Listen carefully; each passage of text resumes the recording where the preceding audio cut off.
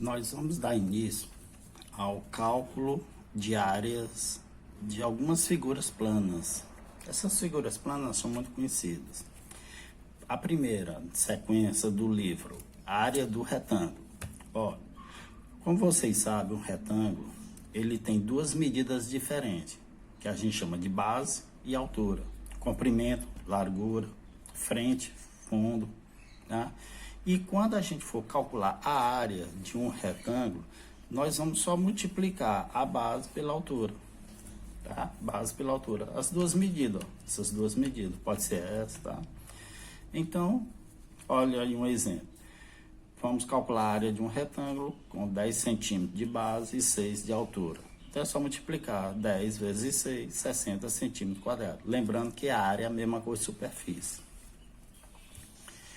A segunda figura muito conhecida também é o quadrado, que a gente já até estudou esse ano, né? Essas figuras. O quadrado, ele também é um polígono de 4 lados, né? Que é um quadrilátero, só que os lados são iguais, ó. Então, quando a gente for calcular a área de um quadrado, nós também vamos multiplicar um lado por outro, ó, esse vezes esse, ou elevado a 2. Vamos calcular a área de um quadrado, cuja medida do lado é 6 centímetros. Aí 6 vezes 6. Vocês estão percebendo que só muda o nome da figura, né? O cálculo é o mesmo. Vou já falar mais.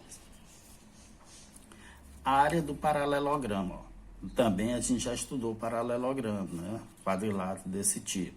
Os lados opostos. Tem uma base, tem uma altura.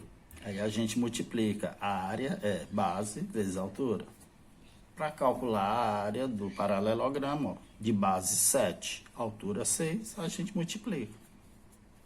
Então, pessoal, observe que as três figuras que a gente está estudando hoje, retângulo, quadrado e paralelogramo, a maneira de calcular é a mesma, é só multiplicar um lado por outro.